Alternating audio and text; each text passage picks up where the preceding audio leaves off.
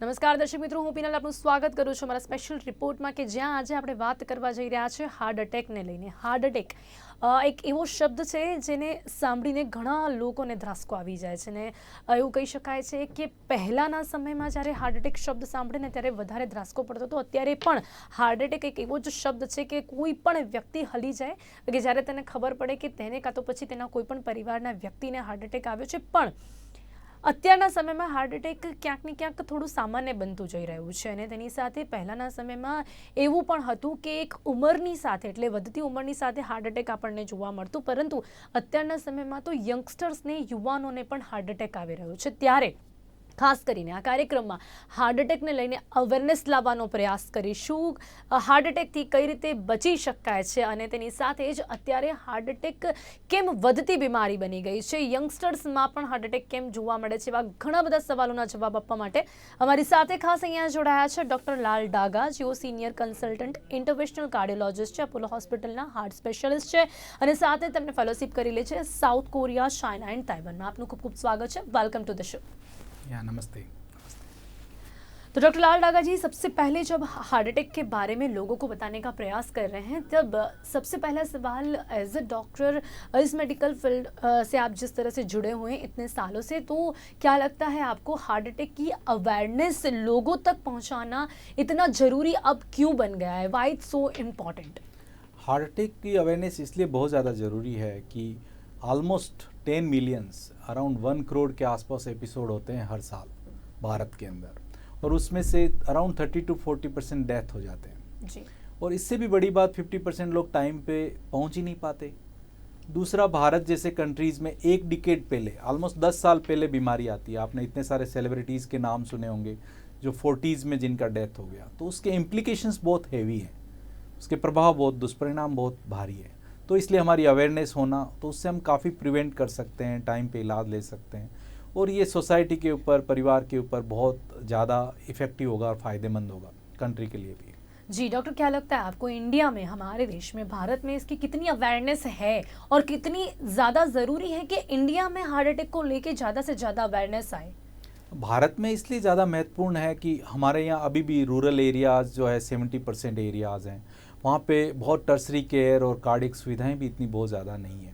तो अगर हमारे पास लक्षणों का आइडिया हो, पहले हम हेल्थ चेकअप करवाएं, टाइमली ध्यान दें उसके बारे में, तो बीमारी आने से पहले ही हम उस तरफ काम कर सकते हैं, इलाज ले सकते हैं, अवेयरनेस हो सकती है.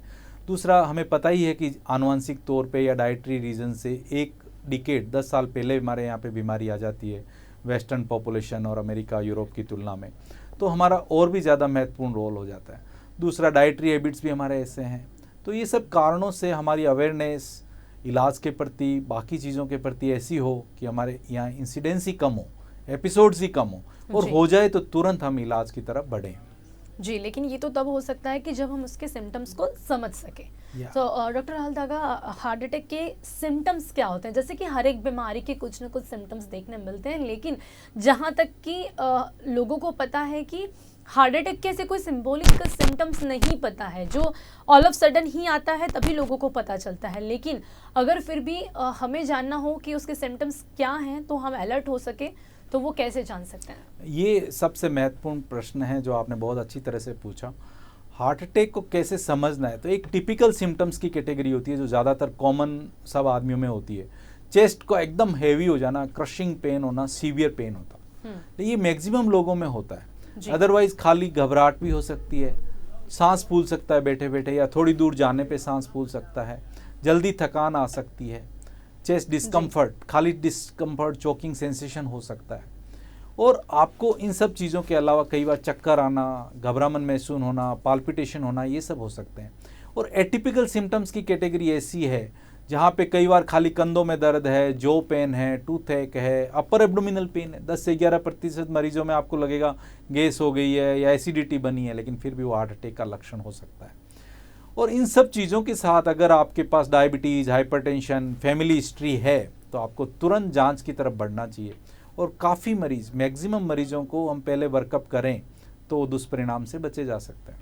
जी, अभी यहाँ पर अगर जिस तरह के सिम्टम्स की आपने बात की, वैसे तो ये सिम्टम्स सामान्य तभी देखने में मिलते हैं, एसिडिटी हो या आपने कहा कि ऐसा सामान्य सा कोई पेन हो सकता है, तो वो नॉर्मली भी होते हैं और ये हार्ट अटैक के सिम्टम्स भी हो सकते हैं। तो सबसे पहले अगर ऐसे कोई सिम्टम्स हमें देखने में मिलते हैं तो व्हाट वी कैन डू, हमें क्या करना चाहिए इमीडिएटली? देखो, ये और भी ज़्यादा महत्वपूर्ण बात है। अगर ये घर पे घटना हो गई, सीवियर घटना है, काफ़ी अनटॉलरेबल है, जिसको आप सहन नहीं कर सकें, तो आपका इमीडिएट पर्पस होता है कि आप एक डिस्प्रिन की गोली च्यू कर लीजिए। अगर ब्लड प्रेशर अच्छा है, सॉर्बिट्रेट की गोली है, तो जीभ के नीचे चबा लीजिए। और इमीडिएट इमरजेंसी कॉल हेल्प करनी चाहिए, फैमिली फ्रेंड्स को या फ्रेंड्स को बुला लेना चाहिए। दरवाज़ा खुला रखिए, आराम की पोजीशन पे लेट जाइए, लूज कपड़े पहनिए जब तक कि एम्बुलेंस आए, या फिर आप अपनी कार में कोशिश करिए कि उस समय फिजिशियन या नज़दीक डॉक्टर के पास जाने की बजाय बड़े हॉस्पिटल में, टर्सरी केयर हॉस्पिटल सेंटर पे जाएं, तो इमीडिएट सर्विसेज मिल सकती है। अदरवाइज़ वो जो जाया करेंगे आप टाइम, वो कभी कभी बहुत मुश्किल वाला हो सकता है और कोई ऐसी ख़राब घटना भी हो सकती है जो हम उसको मदद नहीं कर सकें। जी जी, और यहाँ पर इलाज के बारे में अगर हम बात करें तो ये सिम्टम्स अगर आते हैं तो हमें सबसे पहले निदान की तरफ कैसे आगे बढ़ना है, और फिर ट्रीटमेंट हार्ट अटैक की जो सबसे ज़्यादा इम्पॉर्टेंट कह सकते हैं कि अगर हम उसे एक्सेप्ट करना ही है, ये हार्ट अटैक ही है, तो क्या निदान होता है और क्या ट्रीटमेंट? देखो, प्रारंभिक बात तो हमने करी कि ये सिम्टम्स आए तो हमें ये करना है, लेकिन कई बार ऐसा सिनेरियो होता है कि कुछ मौका ही नहीं मिलता, पेशेंट रेस्पॉन्ड ही नहीं कर रहा। एग्जैक्टली। तो ऐसे केसेस में तो आपको क्या करना है, मोटे तौर पे ये समझना है कि एक हथेली को मिडल ऑफ द चेस्ट में रखना है, दूसरे हाथ को उसके ऊपर रख के 2 इंच का कंप्रेशन करना है, और उसकी फ्रीक्वेंसी 100 बार होनी चाहिए 1 मिनट में, जब तक कि कोई हेल्प आए या आप ट्रांसफ़र कर सको। जी। ये ऐसी सिचुएशन में है जब पेशेंट कोलैप्स कर जाए, जो घटनाएं होती है काफ़ी कॉमनली। और उसके बाद जब आप अस्पताल में पहुंच जाते हो तो तुरंत वो इलेक्ट्रोकार्डियोग्राम करेंगे, डॉक्टर हिस्ट्री लेंगे, वो आपको काफ़ी सारी दवाइयाँ देंगे और इंजेक्शन भी देंगे।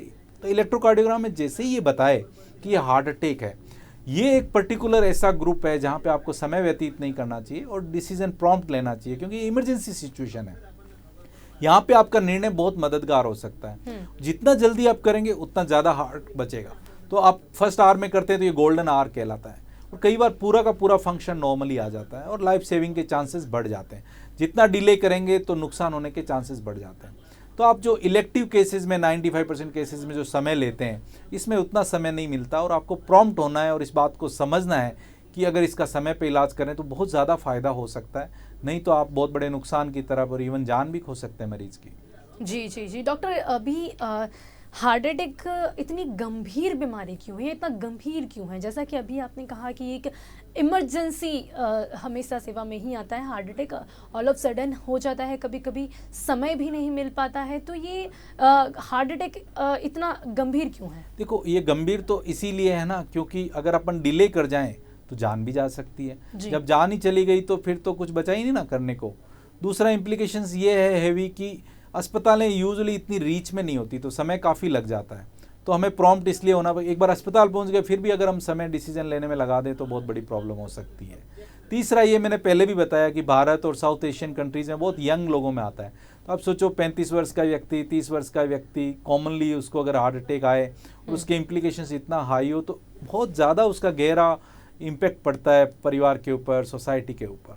तो उस समय जो है तुरंत निर्णय लेना चाहिए और तुरंत हेल्प लेनी चाहिए और मदद भी करनी चाहिए हमारे आसपास कहीं भी कुछ भी हो तो। जी डॉक्टर, अभी इलाज की बात करें, ट्रीटमेंट की बात करें तो उसमें सबसे ज़्यादा क्या सावधानी रखनी पड़ती है?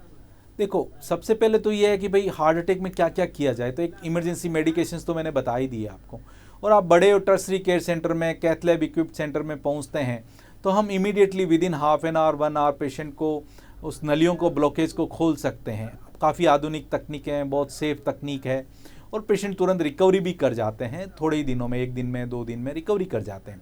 और उसमें कुछ कोई कॉम्प्लिकेशंस केसेस हैं तो थोड़ा ज़्यादा समय ले सकते हैं।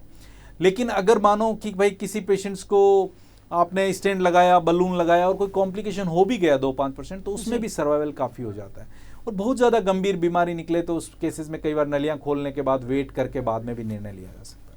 जी डॉक्टर, अभी सबसे पहले अगर ऐसे सिम्टम्स हैं और अगर ये हार्ट अटैक ही है तो कैसे डिसाइड होता है कि कौन से स्टेज पर है, क्या ट्रीटमेंट यहाँ पर काम करेगी, क्या हार्ट अटैक मेडिसिन से भी कंट्रोल में आ सकता है, या फिर हमेशा से सर्जरी या फिर स्टेंट?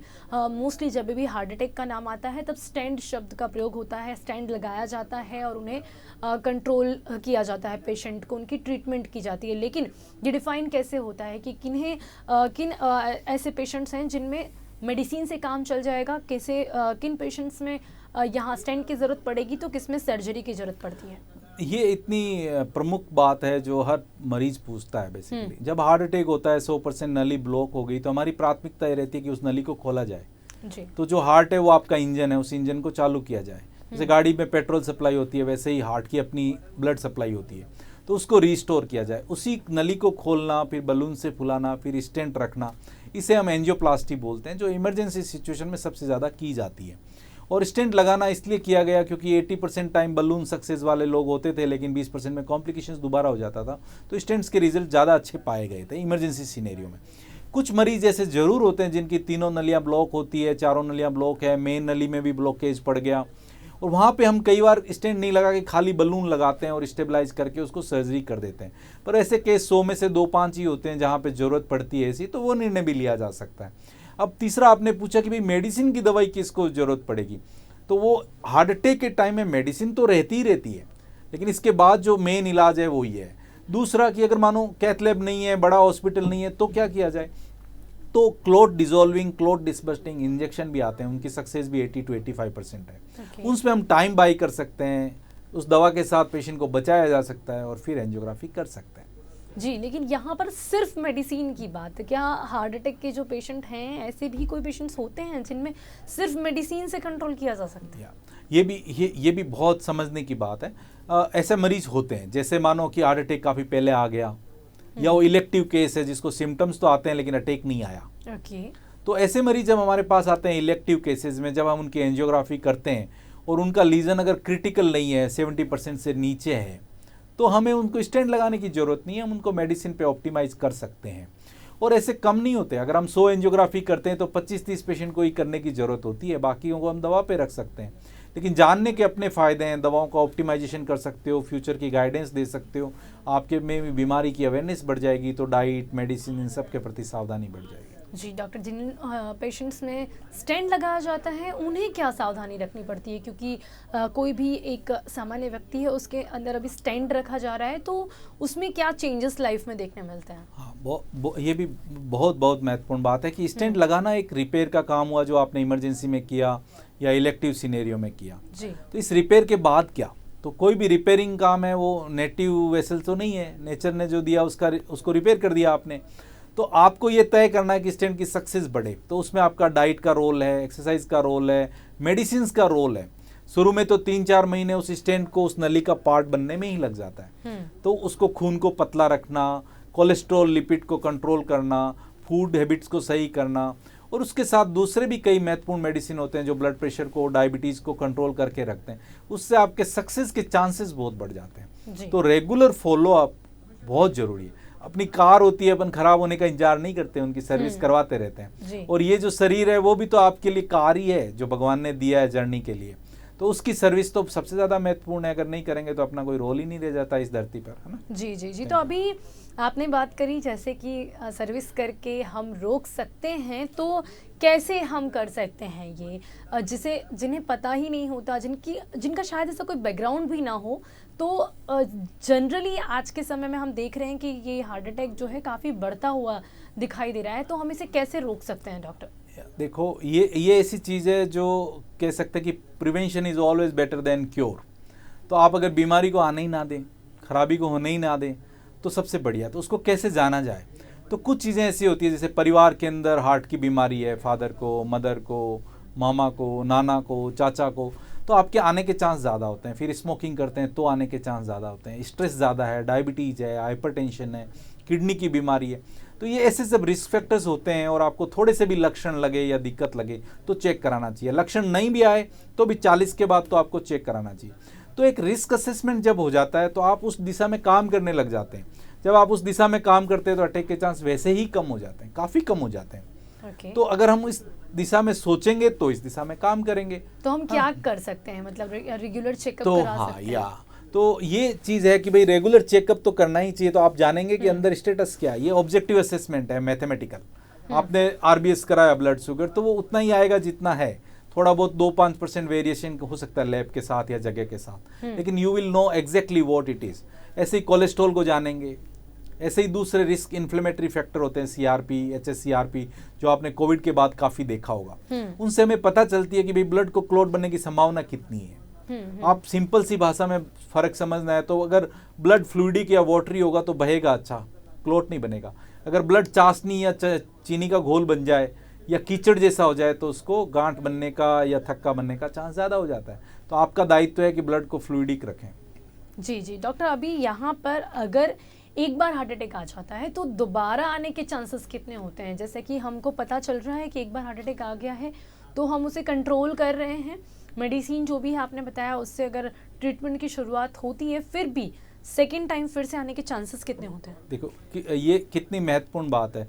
पहले तो ये इस शंका को दूर कर देती है कि भाई एक बार स्टेंट लग गया, वो तो एक जगह पे आपने रिपेयर किया, आप सब कुछ सुरक्षित हो गया, ऐसा नहीं है जी। इसमें आपका भी रोल है, दवा का भी रोल है, रेगुलर फॉलोअप का भी रोल है। लेकिन अगर डाटा के हिसाब से जाएं, साइंटिफिक स्टडीज़ के हिसाब से, तो नॉर्मल आदमी की बजाय उस आदमी को 3 गुना रिस्क है जिसको एक बार हार्ट अटैक आ चुका है। नई जगह पे भी आ सकता है, स्टेंट की जगह पे भी आ सकता है। तो आपका काम है रेगुलर मेडिसिन लेना, रेगुलर फॉलोअप रखना, एडवाइस मानना और ब्लड को फ्लूइडिक रखना। मतलब एक बार अगर हार्ट अटैक आता है तो दूसरी बार आने के चांसेस बढ़ जाते हैं, फिर चाहे एक ही जगह क्यों ना हो, दूसरी जगह पर भी ये हो सकता है। तो यहाँ पर अटैक के बाद और क्या क्या प्रॉब्लम्स होने लगती है? दूसरी बार आने के चांसेस तो हैं, ये एक बहुत बड़ी ही प्रॉब्लम है, लेकिन उसके अलावा और क्या प्रॉब्लम्स फेस करनी पड़ती है? देखो, हार्ट अटैक आया तो एक बार आप हार्ट के मरीज तो बन ही गए। दूसरा हार्ट अटैक आया और उसने कितना हार्ट में डैमेज किया तो ऐसा टिश्यू हो जाता है। उसके बाद रिदम के प्रॉब्लम हो सकते हैं जो जानलेवा बन जाते हैं। कई बार पंप कमजोर हो गया तो आपकी क्षमता कम हो जाती है, चलना फिरना कम हो गया, सांस फूलने लग गया, जल्दी थकान आने लग गया, ऐसे लक्षण शुरू हो जाते हैं। तो इन सब दिशाओं पे काम करना पड़ता है। वहीं पे कार्डियोलॉजिस्ट का रोल है। आप आइए, रेगुलर फॉलोअप रखिए, मेडिसिन रखिए, जाँच करवाइए।